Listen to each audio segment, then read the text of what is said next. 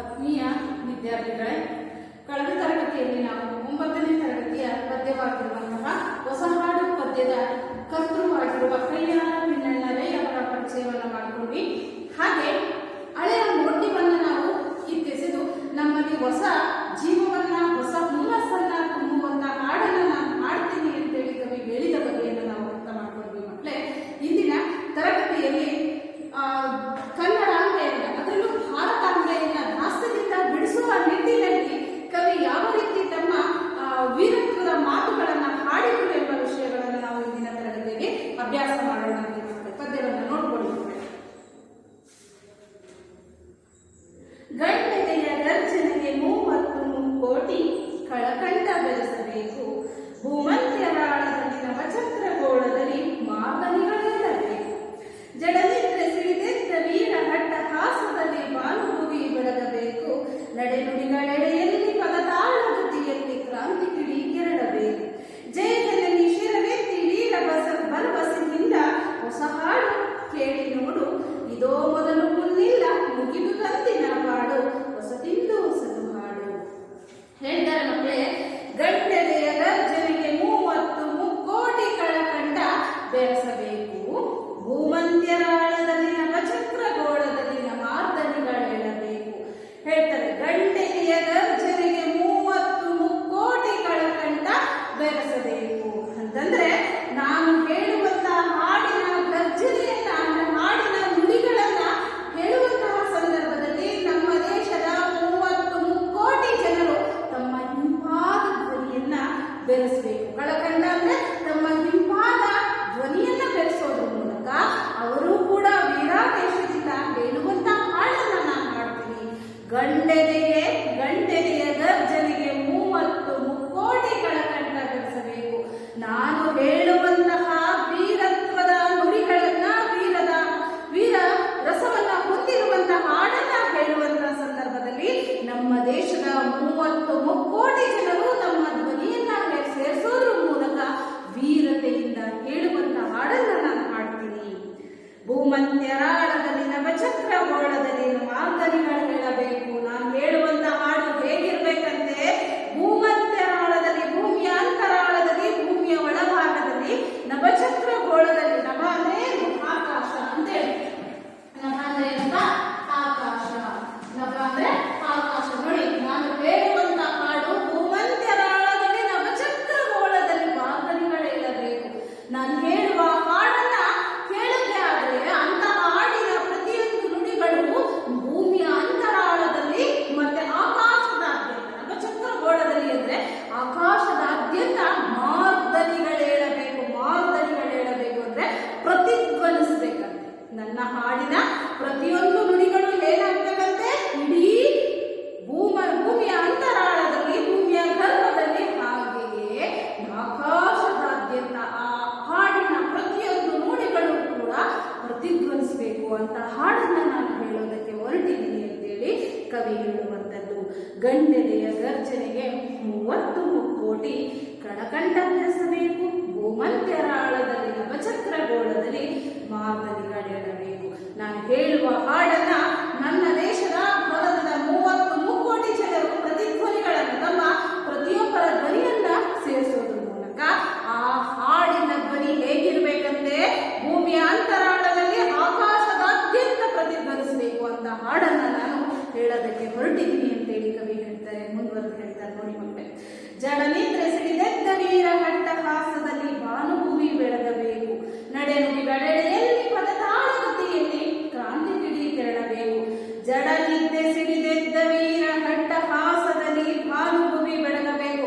ಇದುವರೆಗೂ ಏನು ಜಡವಾಗಿ ನಿದ್ದೆ ಮಾಡ್ತಿದಾರಲ್ಲ ಮನುಷ್ಯರು, ಮಾನವರು, ಭಾರತೀಯರು, ಅಂದ್ರೆ ಭಾರತದ ಬಗ್ಗೆ, ಭಾರತಾಂಬೆಯ ಬಗ್ಗೆ, ತಮ್ಮ ಸ್ವಾತಂತ್ರ್ಯದ ಬಗ್ಗೆ ಕಿಂಚಿತ್ತೂ ಕೂಡ ಯೋಚನೆಯನ್ನ ಮಾಡದೆ ಜಡವಾಗಿ ನಿದ್ರೆಯನ್ನ ನಿದ್ರಿಸ್ತಾ ಇರುವಂತಹ ವ್ಯಕ್ತಿಗಳಲ್ಲಿ ಒಮ್ಮೆಲೆ ನಾನು ಹೇಳಿದಂತ ಹಾಡನ್ನ ಕೇಳಿದಾಗ ಏನ್ ಬರ್ಬೇಕಂತೆ, ವೀರರಸ ಅನ್ನೋದು ಬುದ್ಧಿ ಬಂದು ಅವರಲ್ಲೂ ಕೂಡ ತಾನು ಹೋರಾಡಬೇಕು ಅನ್ನೋ ಕೆಚ್ಚೆದೆಯ ಭಾವನೆ, ಕ್ರಾಂತಿಯ ಕಿಡಿ ಕೆರಳುವಂತಹ ಹಾಡನ್ನ ನಾನು ಹಾಡ್ತೀನಿ. ನಾನು ಹಾಡೋ ಹಾಡು ಕೇಳಿದಾಗ ಆ ಹಾಡು ಇಡೀ ಆಕಾಶವನ್ನ, ಭೂಮಿಯನ್ನ ಬೆಳಗಬೇಕು, ಆಕಾಶವನ್ನ ಭೂಮಿಯನ್ನ ಬೆಳಗುವಂತ ಹಾಡನ್ನ ನಾನು ಹೇಳೋದಕ್ಕೆ ಹೊರಟಿದ್ದೀನಿ.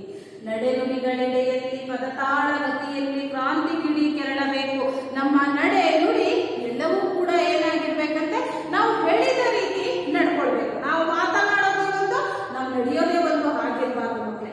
ಹೌದಾ? ನಾವು ಏನ್ ಮಾತಾಡ್ತೀವಿ ಅದ್ರ ಪ್ರಕಾರನೇ ನಮ್ಮ ನಡೆ ಇರಬೇಕು. ಅಂತಹ ಪದತಾಳಗತಿಯಲ್ಲಿ ಅಂದ್ರೆ ನಾವು ಹಾಡುವಂತಹ ಮಾತಿನ ಪ್ರಕಾರವೇ ನಡೆದುಕೊಳ್ಬೇಕು.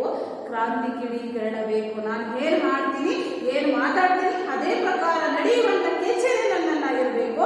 ಅದೇ ರೀತಿ ನಮ್ಮಲ್ಲಿ ಏನು ಕೆರಳಬೇಕಂತೆ, ಕ್ರಾಂತಿಯ ಕಿಡಿ ಅನ್ನೋದು ಕೆರಳುವಂತ ಹಾಡನ್ನು ನಾನು ಮಾಡ್ತೀನಿ ಅಂತೇಳಿ ಕವಿ ಹೇಳ್ತಾರೆ. ಜಯ ಜನನಿ ಶಿರವೆತ್ತಿ ವೀರ ಭರವಸೆಯಿಂದ ಹೊಸ ಹಾಡು ಕೇಳಿ ನೋಡು, ಇದೋ ಮೊದಲು ಮುನ್ನಿಲ್ಲ ಮುಗಿದು ದಂದಿನ ಪಾಡು, ಹೊಸತಿಂದು ಹೊಸತು ಪಾಡು. ಏನಂತೆ? ಹೊಸತಿಂದು ಹೊಸತು ಹಾಡು ಹೇಳ್ತಾರೆ ಕವಿ. ಜಯ ಜನನಿ ಶಿರವೆತ್ತಿ ವೀರ ಭರವಸೆಯಿಂದ ಹೊಸ ಹಾಡು ಕೇಳಿ ನೋಡು. ಜಯ ಜನನಿ ಭಾರತಾಂಬೆ, ಇದುವರೆಗೂ ನೀನು ಬ್ರಿಟಿಷರ ದಾಸ್ಯಕ್ಕೆ ಸಿಕ್ಕಿ ಏನಾಗಿದೆ, ಶಿರವನ್ನ ಭಾವಿಸಿದ್ದೆ, ತಲೆಯನ್ನ ಭಾವಿಸಿದ್ದೆ. ಆದ್ರೆ ಎಂದಿಗೂ ಕೂಡ ನಿನಗೆ ಅಂತ ಪರಿಸ್ಥಿತಿ ಬರೋದಿಲ್ಲ. ಶಿರವೆತ್ತಿ ತಲೆ ಎತ್ತಿ ವೀರ ಭರವಸೆಯಿಂದ ನಾನು ಹೇಳೋ ಈ ಹೊಸ ಹಾಡನ್ನ ಕೇಳು.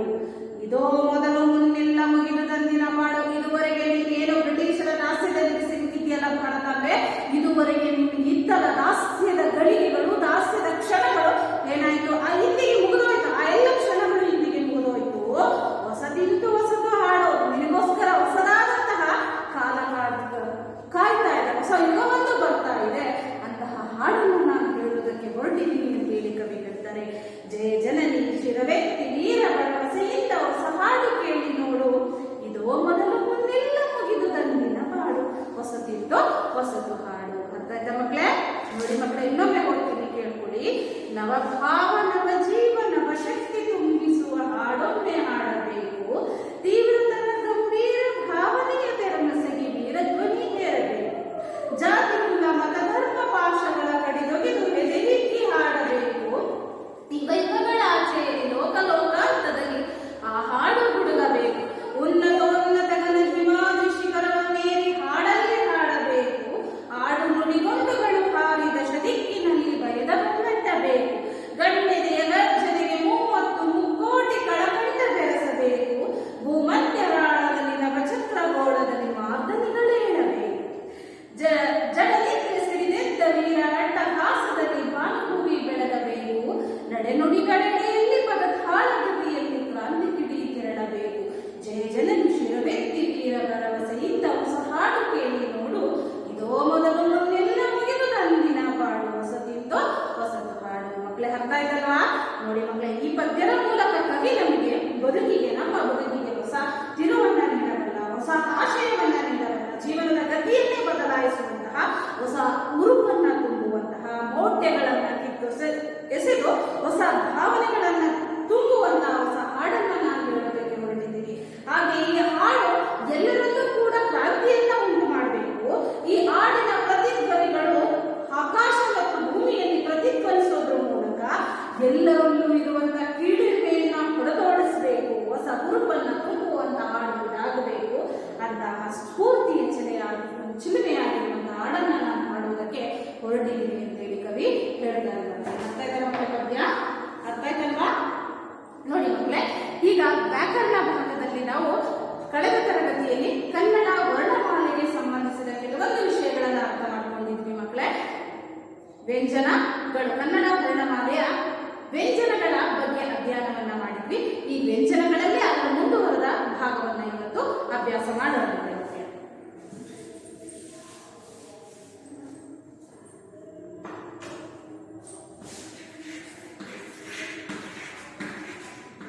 ವ್ಯಾಕರಣ ಕನ್ನಡ ವರ್ಣಮಾಲೆ. ವ್ಯಾಕರಣ ಕನ್ನಡ ವರ್ಣಮಾಲೆ.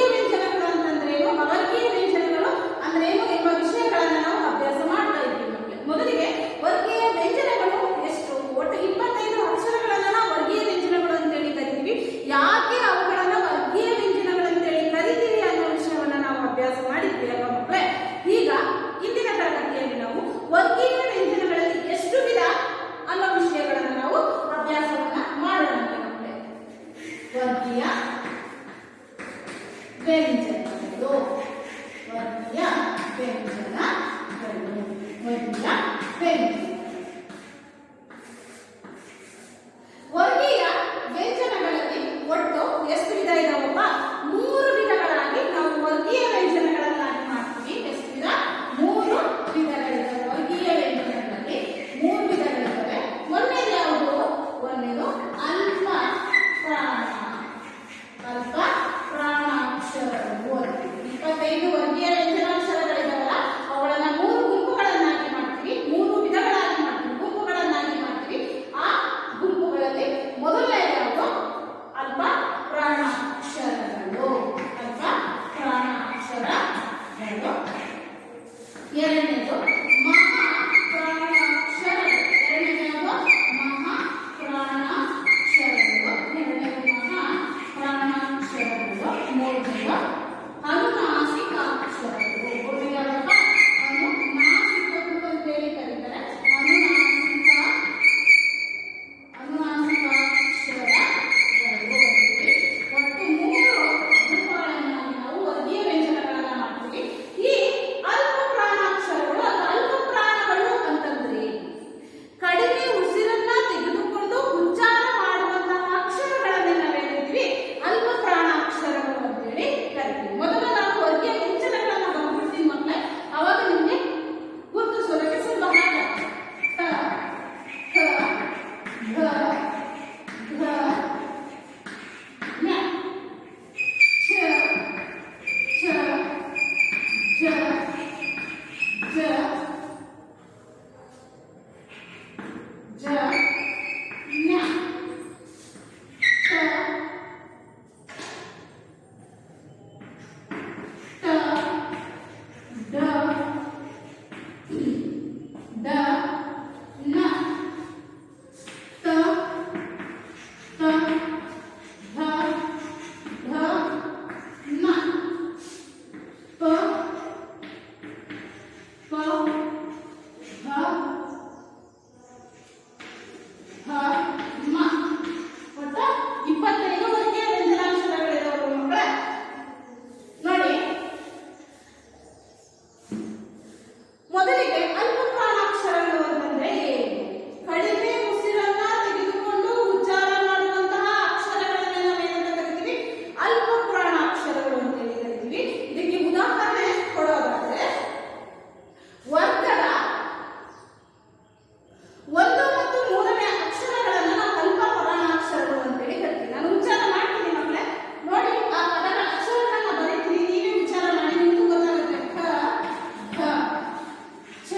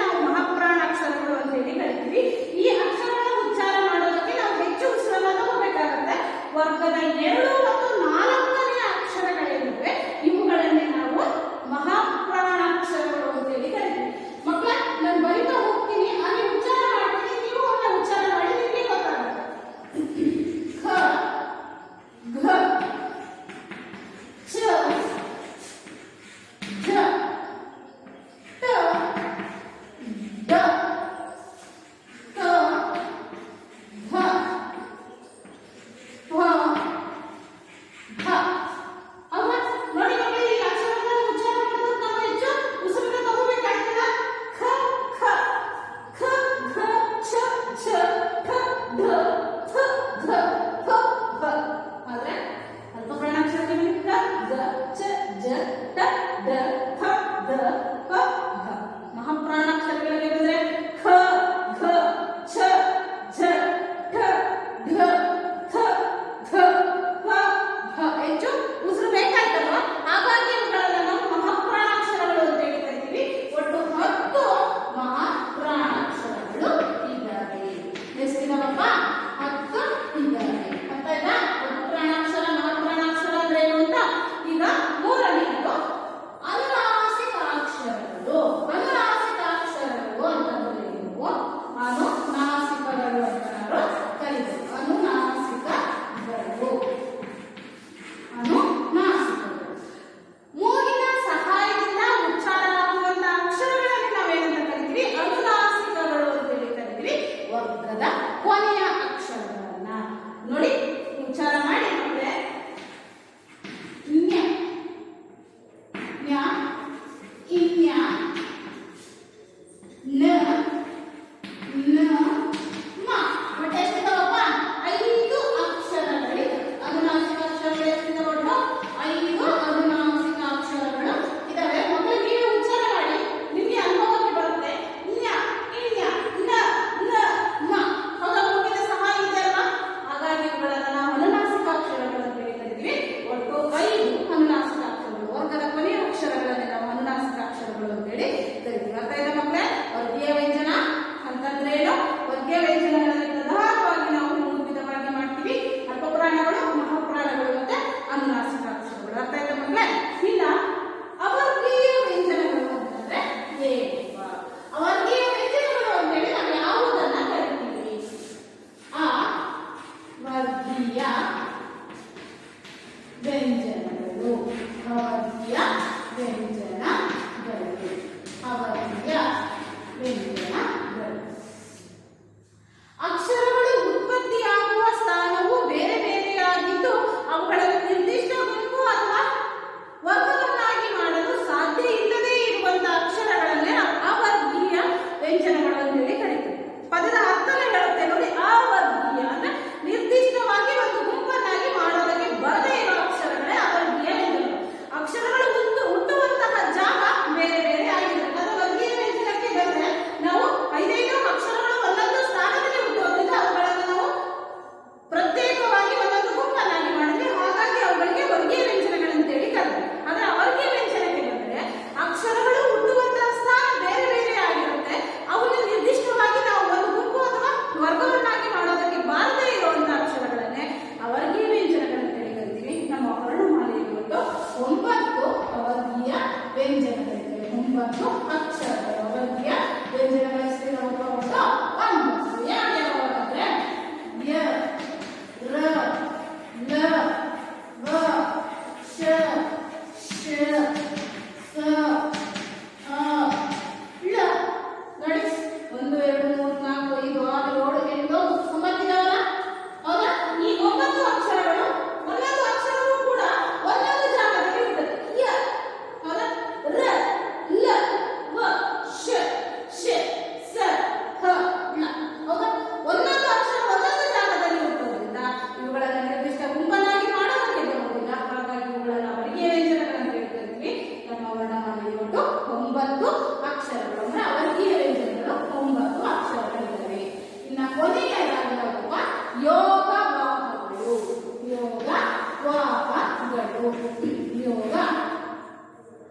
ಯೋಗವಾಹಗಳು. ಯೋಗವಾಹಗಳು ಅಂದ್ರೆ ಏನು? ಯೋಗವಾಹಗಳು.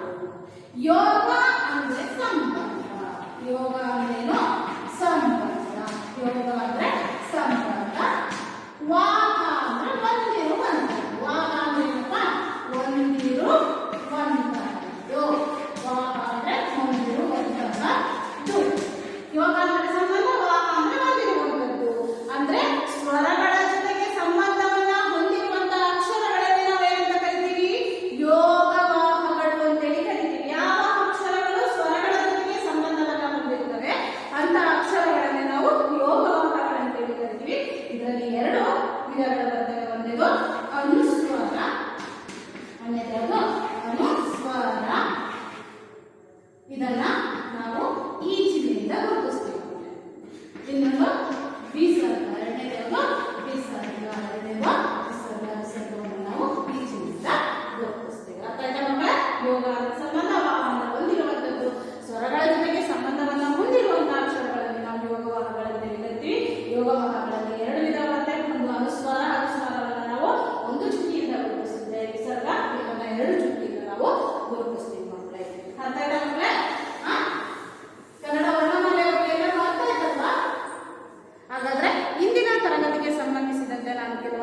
ಪ್ರಶ್ನೆಗಳನ್ನು ಕೊಡ್ತೀನಿ ಮಕ್ಕಳ, ಮನೆಯಲ್ಲಿ ಉತ್ತರವನ್ನ ಬರ್ಕೊಳ್ಳಿ.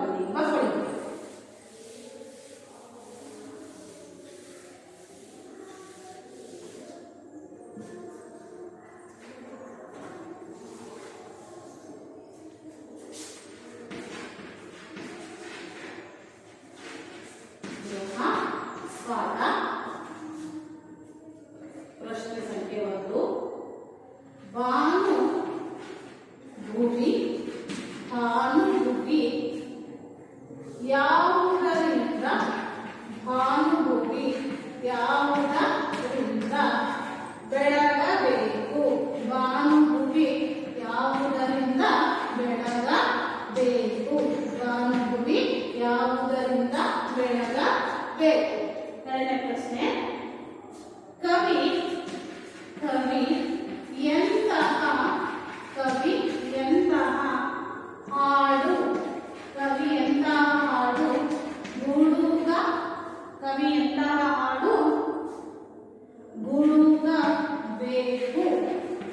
ಗುಡುಗಬೇಕು ಎಂದು ಆಶಿಸುತ್ತಾರೆ.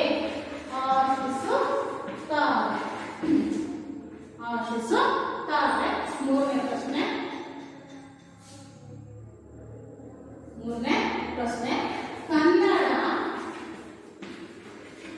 ವರ್ಣಮಾಲೆಯನ್ನು ಬರೆಯಿರಿ.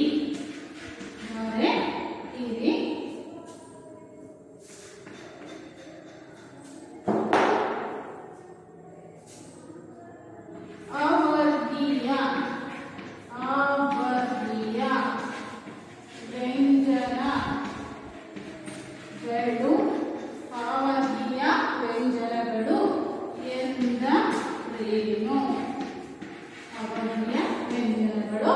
ಎಂದರೇನು? ನೋಡಿ ಮಕ್ಕಳೇ, ಮೊದಲನೇ ಪ್ರಶ್ನೆ,